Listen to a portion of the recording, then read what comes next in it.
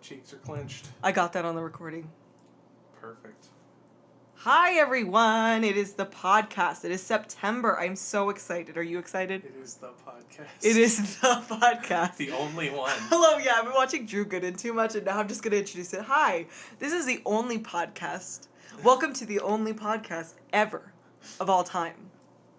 So, anyway, so Evelyn, how are you feeling? You had your primo Italiano debut of your show. Yeah. Oh my God, talk to me about it. Let's talk about it a little bit. I mean, it's cool. It's, if you're not aware, it's Movies After Midnight, which is kind of a sub-podcast to Gentlemen Prefer Cinephiles. Yes. Where I talk about, like, it's kind of an interesting dichotomy, because my brand is kind of bad movies, and Movies After Midnight isn't exactly about bad movies, it's about movies that kind of get written off as bad, or kind of, like, are considered not, or don't get discussed or talked about or given credit as much as they should. So it's, yeah. I agree with that. And bad movies I talk about on my channel. We don't bring that trash here. The Gentlemen Prefer yeah. Cinephiles brand is pure. It's just exciting. Kidding. Also, what's his name? I have film news that's actually relevant film to news? the Zerum episode. Oh my God, really? I'm so excited about this. Well, it's like sad news, so... Oh my God, never mind. You sounded really excited about it. Well, I'm excited because it ties in, but I guess I shouldn't be excited because, like, a guy died. Oh my God, that's so sad. What's his name? Robert Axelrod passed away. Who is he? I think today. He's known as the voice of Lord Zed on Power Rangers, but he also voiced Kamiya, the younger male lead in the English dub of Zerum. So God, really? He was the dub we actually liked. Yeah, well, also, because of him, I was looking up the other actors in Zerum. Because a lot of them do a bunch of animes. Yeah, they were all That's like how, like, oh my God, all the bad movies, like all the oh my God, why did I struggle so hard just now? All the movies for profit movies, like, oh my God, I bought Ratatouille, not Ratatouille. Yeah. All of them are like Kids WB or whatever actors, so they're all like on the Sonic animated series and stuff, and it's like, what the fuck? I think they're all about that. But Edie Meerman, I think is how you pronounce it. Who voiced Iria in Zerum. Also, she did a ton of anime as well as a game called Terror Tracks. Oh my God, I love that. And she played a character named Officer Christine Walken. That's iconic. And yeah, I just wanted to bring that up because it was like stuff I found out this morning that was not in that episode. But yeah, Movies After Midnight. Yes, it's so good. It's going to come back the third week. And this week, my bestie, Daniel J. Thrasher, and I, we have a show called A Pair of Reels. I love that. Thank you so much. And we're each showing each other a film and then talking about both of them in relation to each other, but both of them separate as well. Yeah, so I'm pretty excited. I showed him The Night Porter, and then he's going to show me A Gary Wrath of God. So it's a really... We're going in the first episode. We got Nazi exploitation and A Gary the Wrath of God. Also, as it turns out, The Night Porter has nothing to do with Cole Porter, as I was led to believe. True are they one. I'm gonna force Thrasher though to do his Werner Herzog. I'm so excited about it. Because it kills me, and I couldn't do Werner Herzog's masterclass because I couldn't stop thinking about his impression, and I kept laughing during the masterclass. It is a great impression. Right? And then he was like, well, what Werner Herzog have you seen? And I looked, and, like, I've only seen Cave of Forgotten Dreams, and that's, like, I feel like the lame thing to see of Werner Herzog. Do you know what I mean? I know a lot about the movie Fitzcarraldo that he did, but, like, the thing is, the story behind that movie is so much more interesting than the movie itself. Oh my God. Because they, like went out to the jungle to film and, like, angered a bunch of natives who, like, declared war on them. Oh and, like, my God. Because they were, like, away from civilization. One of the crew hands, like, injured his, like, leg and they had to amputate it. And, like, one of the, like, hookers they hired to, like, be there with the crew was there, and because they couldn't anesthetize him, they just had him, the hooker there, like, holding his face in her boobs as they cut his leg off. it's a fascinating story. What does that feel like, Grapes of Wrath? Like, if it did a line of coke, like, you know what I mean? That is also, like, so much. Klaus Kinski, like, went insane during the filming of that movie, and one of the, like, production assistants went up to Werner Herzog and was like, hey, I could have him killed if you want. It won't be a problem. What is happening? And then, you know, I hear stories like that, and then I'm like, wow, I guess I'm not a bad filmmaker. Yeah. You know what I mean? I guess I'm pretty not terrible. Yeah, nobody's offered to have you killed yet. So I haven't gotten an actor okay. almost killed. I haven't had to amputate a leg. I'm pretty stoked. But oh my god, that was a hard hitting start. But yeah, it's September now, and this is actually okay. I would love feedback from the listeners on the podcast, especially the ones on YouTube, because I've noticed that like our views on like podcast hosting sites are going up, but our views on YouTube are going down. And by down I mean from like 1 to 0. It might possibly be the fact that YouTube's algorithms are like oh my god, that not totally meant might be for it. humans. Yeah, except I also thought that, or like maybe it's a thing that like maybe going the direction of just having the thumbnail and the audio isn't right. Isn't like the way to go. So I was wondering if for, you know, just the weekly episodes most likely, but if you guys wanted the weekly episodes to start being like in person, like you see the video on YouTube. So we can go back to that, and hopefully like November, if you guys are super interested in that, audience members, because you know, I just want what you guys want. Yeah. Thoughts, Evelyn? Evelyn, thoughts as our sound lady? I am a hamster and have no opinion. Hello, I am a hamster. I have no opinion. Hi.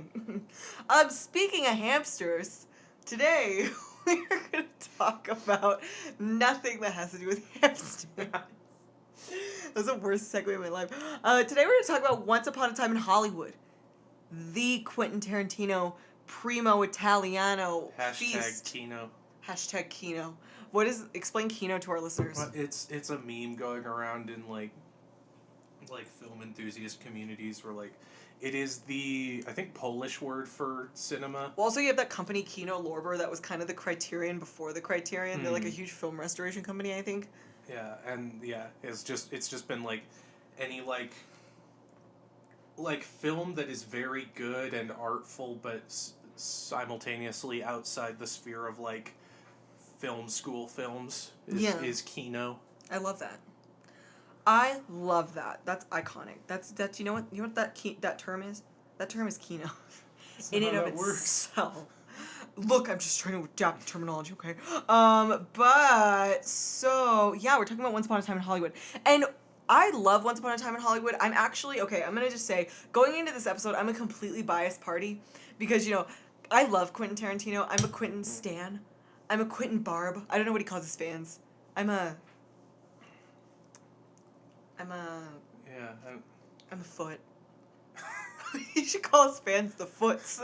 That would be so good. The Foot Clan! Yeah, then it seemed like we're Ninja Turtles. Why can't he call his fan base the Crazy 88s? Why is he getting involved with Star Trek? Why couldn't he get involved with Ninja Turtles? Right? Oh my god. I'm also actually, like, that would work my pussy out, the Star Trek. A Quentin Tarantino Star Trek. Just so you know, 1 year in high school I went as McCoy, so like, you know, if you're casting, I'm just But you weren't the real McCoy. Oh my god. I hate you so much. But so yeah, we're talking about Once Upon a Time in Hollywood, and just so you know my biases going in, I'm actually debating if it's my favorite film of all time above The Hateful Eight, because The Hateful Eight is my primo movie ever of all time, and I'm wondering if it's as high or if it's higher. I don't know. I am not sure. I'm gonna have to do a battle head to head, like them one against the other, etc., etc. Future podcast ideas? Oh man, that's such a good idea. Also, like, if you're out there and you're like, oh, you could like so many movies, like, oh my god, you don't have to have a favorite. I have a favorite, okay? And I don't know which one it is. And I'm gonna decide. I just haven't decided yet. But anyway, so I'm very biased. And we're going to talk about the women of Once Upon a Time in Hollywood. Because with Once Upon a Time in Hollywood, there's so much you could talk about. Because it's such a full movie in terms of film history, in terms of American film history, in terms of European film history, with the acting, with the performers, with the meta cinema. You know, it's just there's so many different things you could talk about, but Yeah. I particularly wanted to focus on the women of Once Upon a Time in Hollywood because, I think as like a big feminist woman, I don't understand why Tarantino is like a target in weird ways. Like there's so many more people we could be focusing our attention on who are actual like misogynists and could actually, you know what I mean? Like if he comes out that he like punched a little girl and like, says like the C word as like a casual term for his like wife, maybe then I'll rethink. But like as far as I know right now, as of today, I don't think Quentin Tarantino is misogynist at all. And it really annoys me when people like keep having to like go up in arms against Tarantino because like I'm like, I get it. Critique his movies, critique him as a person, X, Y, and Z. But like, falsely labeling him as a misogynist does nothing to defeat misogyny. Debate his defense of Roman Polanski, maybe, but the other stuff. Yeah, that's 100%. Yeah, I'm like talk about him like kind of like chalking the Me Too or like picking the very wrong platform to talk about like young women he feels like take advantage of older men. Like maybe pick apart like that or talk about that. Don't talk about like. I just don't understand. I don't understand what people prioritize. You know what I mean? It's because he's a big name. Yeah. And, like... He is, like, number 3 or something crazy on, like, IMDb of all time. So, Which is crazy as a director, because usually you don't get that kind of, like, as a director, you don't get that kind of level. But, yeah, so let's go ahead and talk about... I've talked about this a couple times on the podcast, but if you're a first-time listener, we're going to talk about kind of this idea behind why Tarantino is assumed misogynist, There is a very strong, and like I said, he does have some like comments I don't agree with about the Me Too movement at all, and you can look those up and like feel free to critique those. But when we're looking at his filmmaking, he indulges in this horror of being, he indulges in the horrors of like misogyny, and he indulges in the horrors of racism, X, Y, and Z. He showcases how horrible those things function, and somewhere along the lines, people kind of like misinterpret that as his own viewpoint, I think. Yeah. But yeah, what do you have to say about that, Evelyn? Yeah, What do you think? That happens a lot, like not just with Tarantino, where there's this idea that depiction of something automatically equals endorsement of it. Yeah. And that I think on some levels it's a way of processing something that makes them uncomfortable, where it makes them uncomfortable, so they write it off as problematic and then don't have to deal with it. Which is like me. Yeah. Like, I feel like that's a really big like assumption for me to make, but at the same time that makes sense to me.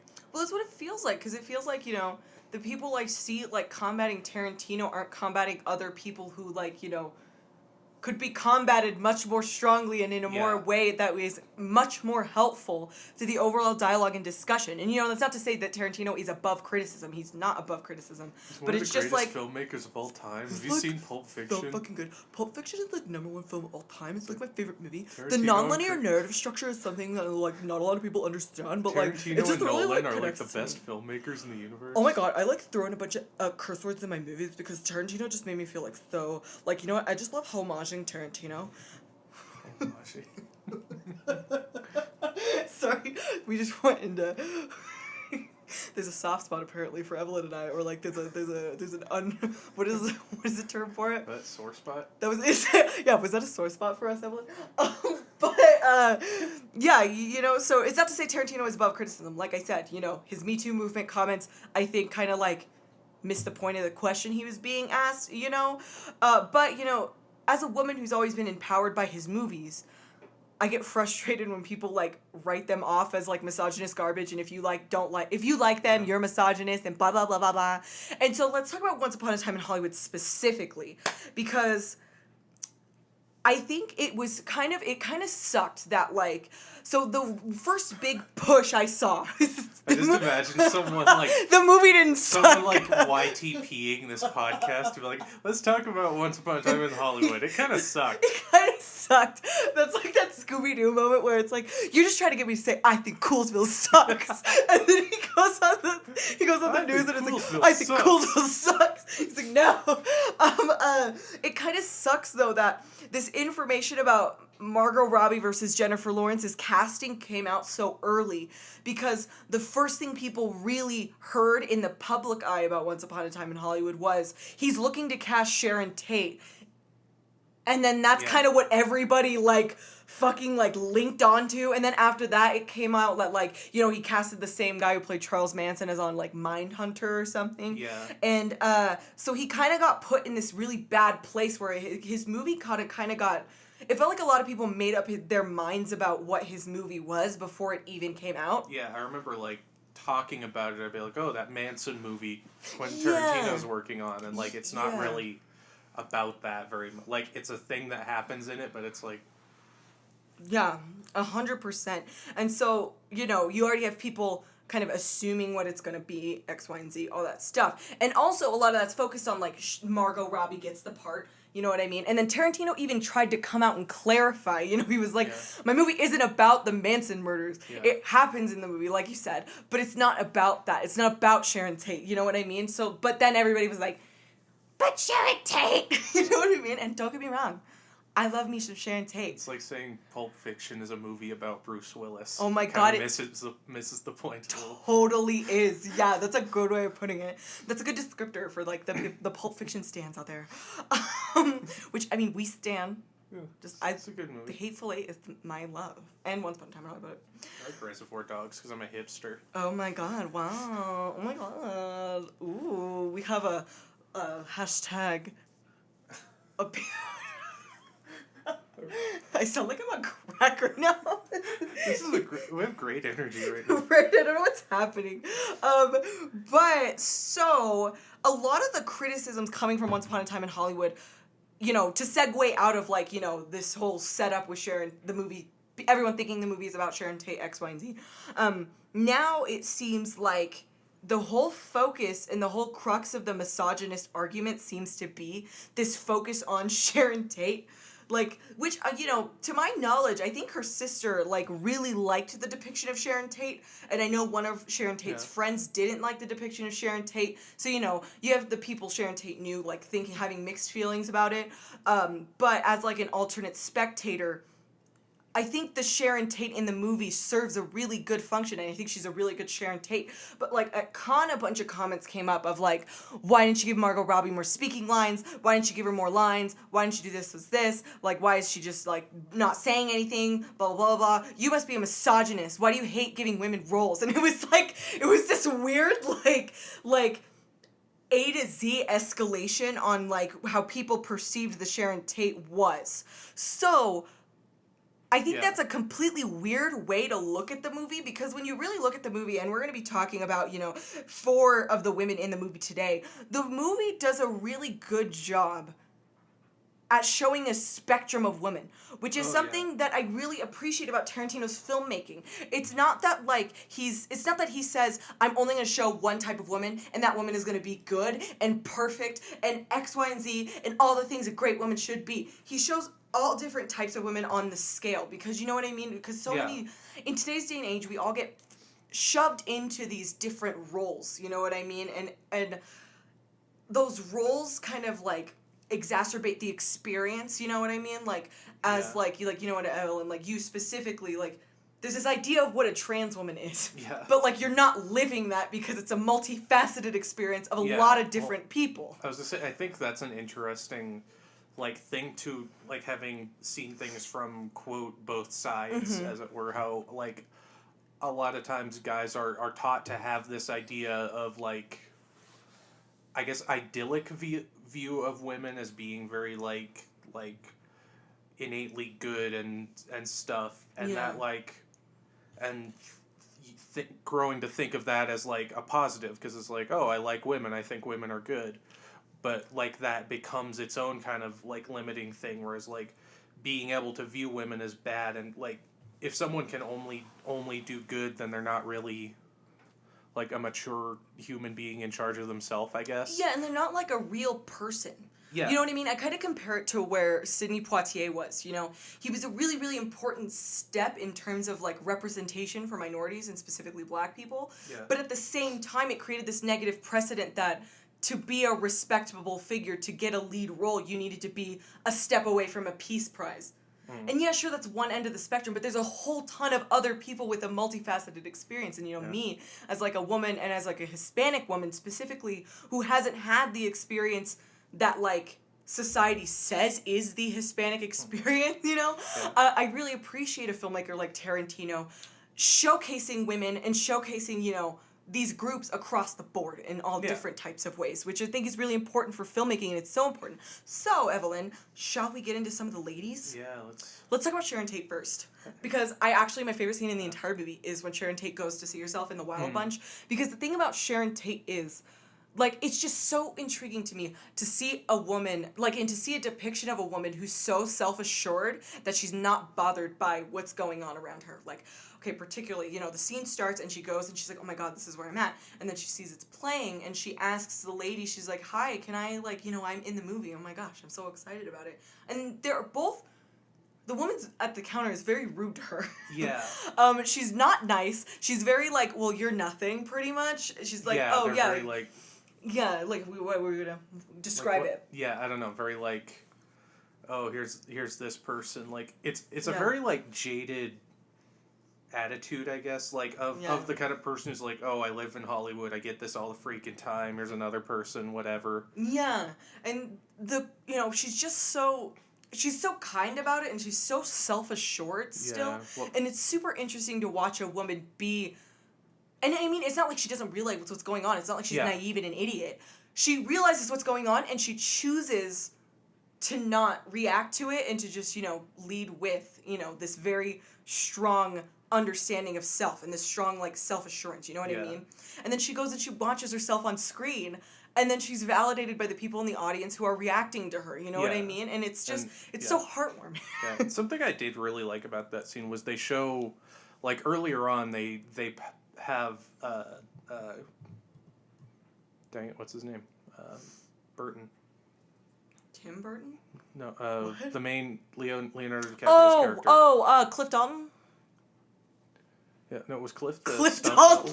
That's their ship name. Rick Booth. Ship name. I'm so sorry. Cliff Dalton. I gotta go. Rick Dalton and Cliff Booth. Yeah, but they have Dalton being like, they have that scene where he's like imagining if he would have gotten the gig in The Great Escape, and they like put him in that scene. Yeah. And they've shown they're able to do that, but with all the Sharon Tate stuff, they show the actual footage of Sharon Tate in that film. Yeah. And they don't replace her. That, like, knowing that they could have, like, gone the other way, like, it felt very respectful kind of her. Yeah, and I agree. I appreciated the way they depicted that, because I think that's a lot of the film is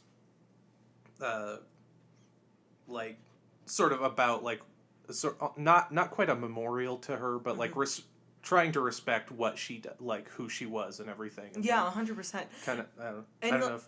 Oh, sorry. What were you gonna say? I don't know if this gets ahead, but I think also a big part of the film was Sharon Tate's, because of that kind of attitude, like you said, the self-assuredness. She kind of almost represents that, like, I guess, kind of optimistic attitude of Hollywood that died. Yes, 100%, which I think is such an important, you know, perspective to have, because it's almost like, if you're not jaded in the world, you're an idiot, you know, now, and that's something that bothers me a lot now. So seeing a self-assured woman be that without being naive was a really interesting depiction for me.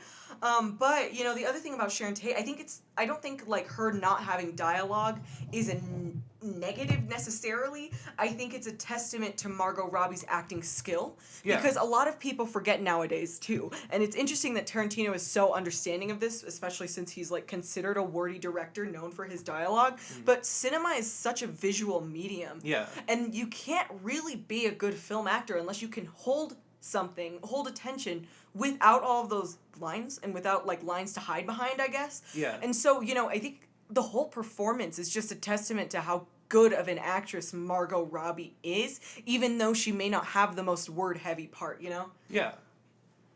And also, like, you know, with Tarantino, like, it almost says more when he doesn't give a character a lot of words, you know? Yeah, because it's almost a bigger statement. Yeah, because I, like, being someone who not nearly on Tarantino's level, but I'm kind of also a very, like, like, screenwriting is kind of my like, golden skill, and, like, writing dialogue. And so, like, it's, you know, it's just an easy thing to do. You're like, I write dialogue, so, like, that shows a very concerted decision, I think, too. Especially on the part, like you were saying, of a director who is so word heavy. To decide to not be is like a deliberate decision that's not to silence a character. Yeah. It's rather to let her, it's to let her exist and breathe within her own space, I guess. Yeah. But and also, like, if you want to get really deep, also, let's get like, deep.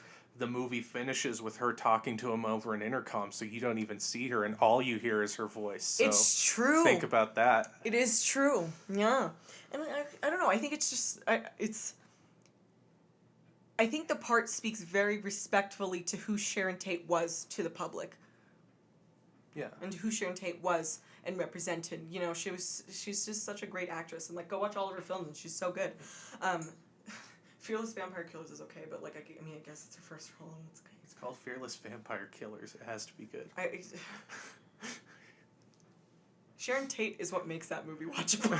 That's all I'm saying. Well, Movies After Midnight coming up. Movies After Midnight coming up. Fearless Vampire Killers.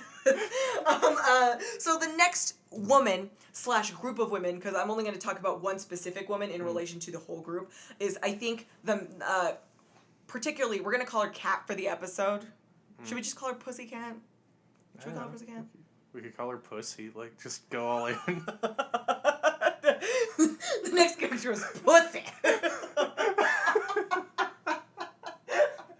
Could you imagine? We just pull Lena Dunham. Evelyn, how much do we love Pussy? Ooh. Hot takes with Gentleman for Fun. No.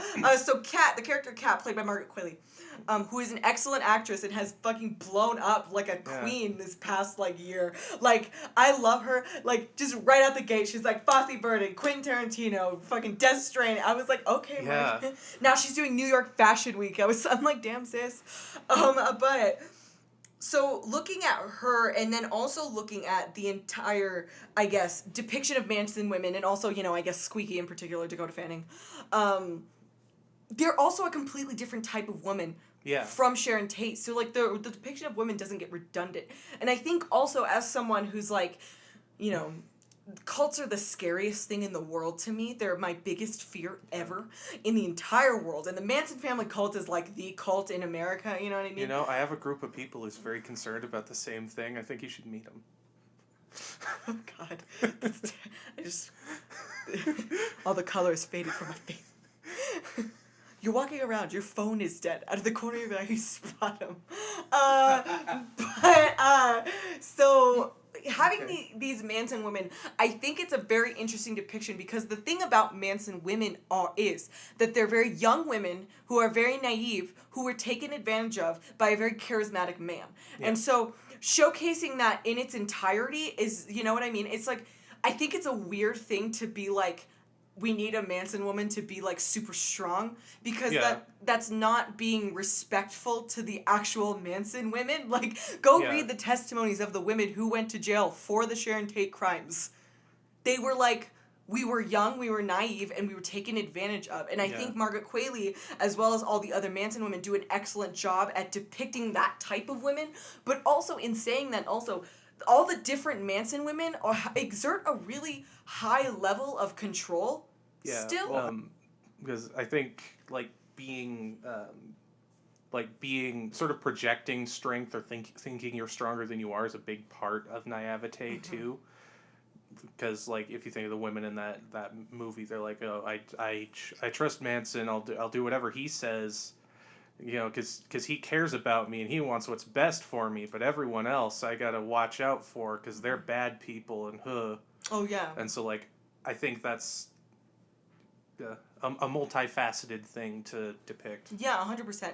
And then, I mean, to talk about the scene in the car with Brad Pitt and Margaret Qualley's character, I think it's very interesting because, I don't think it's a bad thing for men to show other men not being, being mindful. Yeah. And not, just a sexual monster who is willing to do anything with any child. You know what I mean? Yeah. So I don't think it's a negative depiction. A lot of people have been saying that, it's a condescending, I guess, depiction or something. Yeah. What are your thoughts on that, Evelyn? Yeah, I don't know. I mean, he's not, he's already depicted as, that character, Cliff, is not depicted as an angel because he... Yeah. There's, he literally kills his wife. Well, we don't know that. He literally. He's a war hero for crying out loud. He's a war hero. But like, you know, he's not like an angel, but he has this. Like he is the. Yeah, I guess it goes back to what we were saying. Like people can be good or depicted without making them like completely 100% pure. So having that. Yeah, and also as like a male perspective filmmaker being like, you know. Yeah, and also like, I guess so like, I feel like it's not as strong these days, but some people do still have that attitude of like, oh, guys are just like this, so it's okay if they like have that vice. So like. Emphasizing his character not doing that. And I'd feel a little weirder about it if Tarantino didn't have a spectrum of different types of women interacting with the men in different ways. You know what I mean? Yeah. Because, I mean, if Tarantino was looking at it, you know, like a one-sided way with like a one-note women. Yeah. Or with a one-note on women, I could see it being read as like, you know, well, it's women who are the problem because all these young girls are coming onto older men, blah, blah. Yeah. But I don't quite read it as that. You know what I mean? I see it more as like a male filmmaker telling men to take responsibility. Yeah. Well, also, I think it's a good character moment because it doesn't just make one, like you said, it doesn't just make one statement. It tells us we learn a little bit about him, but we also learn a lot about her. Mm-hmm. And kind of like... You know, just the kind of person she is, kind of like just attempting to make her way wherever, and like that's how she's used to interacting with people, and so that's kind of what she does. Not like ultimately she does stay with the Manson family, so that's like kind of says something about her character, but at the same time she is. You get the idea that she's just like, you know, this is how things work, so I guess I should make the offer. Yeah, 100%. Yeah, it's kind of. It's not like that. That's not what makes her a bad person. Yeah, 100%. And then, like on the other hand, you do have, you know, a younger woman with an older man in Squeaky and Bruce Dern's cameo, with Dakota Fanning, who is so good. Yeah. That dynamic's super interesting because, you know. I think it's a weird reading to say that he's not aware of what's going on. And he's not aware of, like, the relationship he has with this woman. Yeah, well, because, I think that's kind of the thing, is you kind of expect to see, like, this really weak old guy. Being taken advantage of, actually, like... And then he comes in, and he's like, oh, what the heck do you want? Yeah, this is how it is, so... And then they're like, are they taking advantage of you? And he's like... I'm here by choice, dude. I let them be here. Which is, you know, another testament, and it's a statement that happens right after, you know, the other scene happens with Margaret Qualley and Brad Pitt, you know. You have this other, like, dynamic and relationship. And then there's all the other Manson women, too, which, like, you know, we could talk about them in another episode because I think the Manson depiction's a really interesting topic for the movie because I love the way Tarantino writes, you know, what is the word for it? It's not like, I don't want to say revisionist history, because it's not revisionist history. What's that nonfiction term? Yeah, I don't know. Like Man with the Iron Castle? Alternate history. Yeah, alternate history. Yeah, I love the way Tarantino does alternate history very well. I think, like, talking about a distinguished professor of ours talking about... Robert von Dostoevsky? Inglourious Bastards, how, like, that was kind of Tarantino attempting to... I guess fix history in some way of, like, you know, removing Nazism, and then Django Unchained kind of tried to remove slavery, and I think this was kind of the same thing where he was sort of attempting to fix Hollywood in the same way where, like, you know, this is where, like, idealism in the form of Sharon Tate died, and so, like turning that around. Oh my god, that's beautiful. I'm gonna cry. That's such a good reading on the film. Oh my god, yeah, that's such a good way to put it. Man, yeah, that's super interesting. But yeah, the Manson women, I think, are very... It's the closest I've seen to a really good depiction of that kind of cult woman. But yeah, it's really good. It's really good. So next, let's talk a little bit about the... let's go ahead and move the last girl I wanted to talk about to the end, and then I want to talk really quickly about the stunt coordinator who's married to Kurt Russell. Oh, yeah. She's the actual stunt coordinator for Tarantino, I think. Oh, that's great. Yeah, 100%. She has my favorite line in a movie ever. Get out of costume, pack your shit, and get fucked, or something like that. Like, the get fucked is what gets me. It's so good. I'm obsessed. But, yeah, you have, you know... a woman in an era where, you know, it's primarily men run, being the one in charge. Yeah. And just that in and of itself in a studio setting is a very powerful statement to the strength of women, Tarantino says, because, she's not the butt of the joke in the scene, which is something we'll talk about with The Last Woman, too. The butt of the joke is, Brad Pitt and Kurt Russell. It's the butt of the joke isn't, wow, this woman's being crazy. You know what I mean? Yeah. It's that, and like, Bruce Lee, well, we're not even going to talk about Bruce Lee this episode. Okay, I'm just going to say it. I'm just going to say it right I here. could get up on that soapbox. Yeah, we're not going to talk about Bruce Lee this episode. But the butt of the joke are the men in the scene, and that's why the woman's reaction is funny. Yeah. You know what I mean? It's because she's calling out these men who are being fucking idiots. You know what I mean? Yeah. But yeah, so that's another little thing. You have strong women in a position of power, exerting power over the men that a lot of people, I think, in their read of the film, are giving too much power. Yeah. You know what I mean? That would make sense.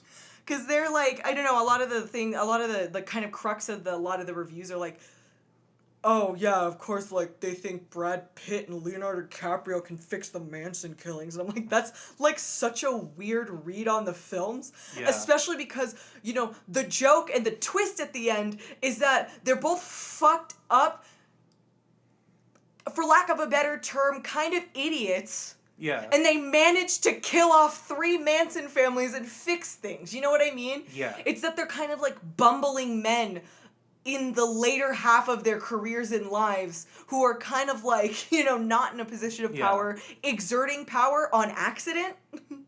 Yeah. It's not that they're all-knowing, all-powerful beings who put together a plan to stop the Mansons. Yeah, you know what I mean? I think that's also part of, like, why it was a very deliberate decision to have Brad Pitt's character completely, like, screwed up on acid during the whole scene. Oh, yeah. Because also, the dog is the one who mainly gets the Manson family. It's not even Leonardo DiCaprio and Brad Pitt. Oh, there is that whole, like, smashing of the one woman's face into the That is everything. True, which is a crazy scene.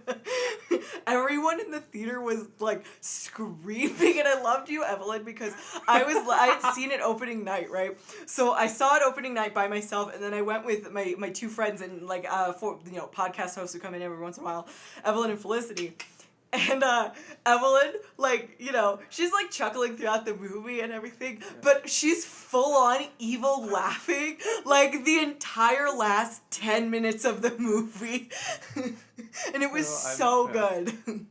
There's probably some like psychological unpacking to do there, but yeah. Also, is the guy okay? Really quick, we're gonna get off on a tangent. Is the guy Tex? Is his name Tex? What? Yeah, the one who's not Adam Driver. Yeah, who looks a lot like Adam Driver. But I always think of that I think it's in Blazing Saddles, which is like, what's your name, cowboy? And he goes, Tex. Tex, ma'am.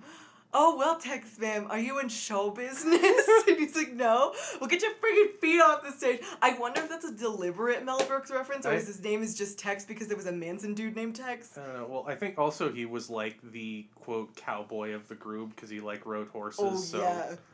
That might not have been a reference, but I want to pretend it is. Right, because it could be. They're cowboys in that movie. But...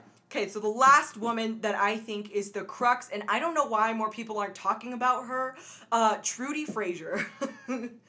Oh, yeah. Trudy Frazier is an icon of our times, and I'm going to get into super, film analysis. So with children in film, the twist on children in film comes because children are representative, and, they've been representative of this, in literature and beyond. They're the future. Embodied, you know what I mean? Because they have time to grow, you know what I mean? And that's a huge crux of Trudy Frazier's character.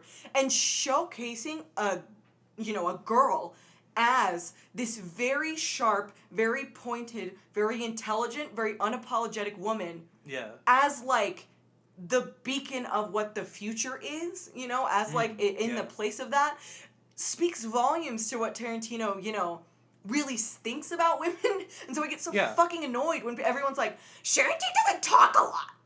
Because I'm like, there are so many other women in the film. What are you talking about? And also, you have this little girl holding a scene with Leonardo DiCaprio, who I think is an excellent actor, but also, like, a lot of, I guess another kind of, another thing I could see people saying is, like, well, the butt of the joke is her. And the butt of the joke is not her. You know, the whole scene is at the expense of Leonardo DiCaprio's character. Yeah. You know, because he's the one who's like a bumbling, unsure, like kind of mess. Yeah. Like, yeah, he like breaks down crying in front of her like 3 to 4 times. 3 to 4 times in the scene. She's like, she's comforting him, she's coddling him, she's giving him advice. She's also at the same time not letting anything slide that she doesn't like. Yeah. You know, like particularly like the pumpkin puss, like I don't like names like that, but we'll talk about that another time.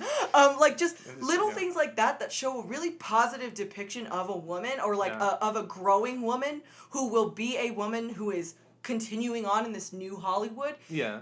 Is such a strong statement to make from Tarantino. And I don't understand why it's not being talked about, but Evelyn. Also, I do like this trend of it feels like we're emphasizing child actors more because, like, I don't know, it seems like historically children characters have been kind of like more like props for adult characters than anything. And the girl who plays Trudy Frazier is like amazing, so that'll be like. We'll have to keep an eye on her career. We'll have to keep an eye on it makes me think of like, you know, stuff like that, stuff like It or the Stranger Things kids, which were a couple were also in It, and like, I don't know, like I think that's kind of, I guess parallel to like the emphasis of women in films like this is, because it's always not just the men but the adult men specifically. So like I think that there's an interesting parallel there between emphasizing kids and emphasizing women. That's a really, really good point. Yeah, 100%. Because, like, also, the actress is really, really good for Trudy Frazier. Yeah, because she holds her own in the scene, too. And even when it moves to, like, the scene being shot within the context of the movie, she's still a really strong actor. It's not like she, like, says all this talk about acting theory and then goes in and is a bad actress. You know what I mean? She's a very good actress. And so that's just such an important depiction. And it's almost weird to me that so many women are latching onto the Sharon Tate thing and not talking about all the other depictions of a women that are really positive. Because, you know, if you were a little girl and you saw Trudy Frazier, you're like, oh my God, yes, that's me. You know what I mean? Yeah. Like, well, you'd have to watch the movie to see that. That's true. That is fair. But yeah, those were all the women I wanted to talk about Once Upon a Time in Hollywood. If you disagreed, that's totally fine, and I'd love to open dialogue and discussion. Comment on the YouTube video. Come over to our Instagram, Gentlemen for Cinephiles. But Evelyn, do you have any other last minute things to say about like the women of Once Upon a Time in Hollywood, or you know Once Upon a Time in Hollywood in particular? Yeah, no, like I think we covered a lot of it, like just kind of the tribute to Hollywood and everything.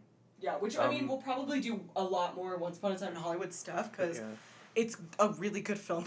Yeah, but also, we kind of hit on, like showing, like, women as multifaceted characters, and I think, like, that end scene, I do think, is a really great example of that, where you have female characters as, like, 100%, like, villains. It's not, like...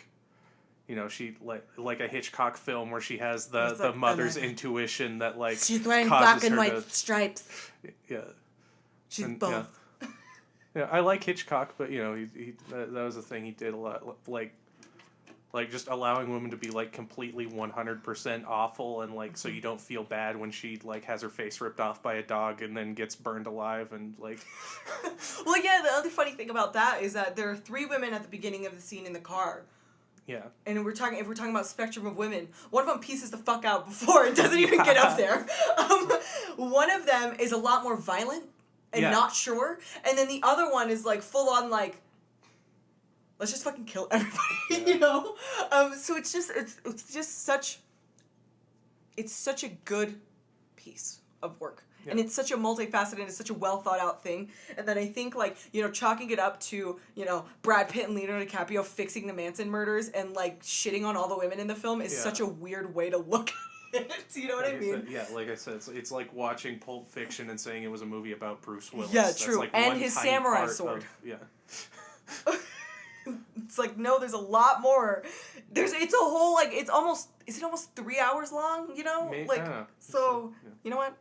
Watch it again through new eyes, maybe. Yeah, well, that is the thing I liked about the films because, like, both you and my brother really love this film, and I know you two kind of represent very different, like, sides of like looking at film. I think. Oh, really? And the fact that like everyone I've talked to loves it for maybe different reasons, and that's not something you see a lot where everyone who watches it kind of gets something different out of it. Yeah, which is a testament to a really good film. Yeah. Yeah, 100%.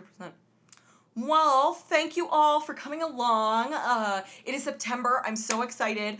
I am not going to announce October or a November series and the films we're doing in October, but it's going to be super exciting. And also the rest of our September episodes are going to be super lit too. So those two. Come along with us. Come along. It'll be great. But you can find us at Gentlemen for Cinephiles on Instagram. You can find me at _Renaissance Woman. But Evelyn, where can they find you? EV Override, EVIE, OVERRRIDE. Love that. Iconic. Yeah. Instagram, YouTube, and Movies After Midnight now. Yes. Okay, bye everyone. Adieu. What's behind the green door?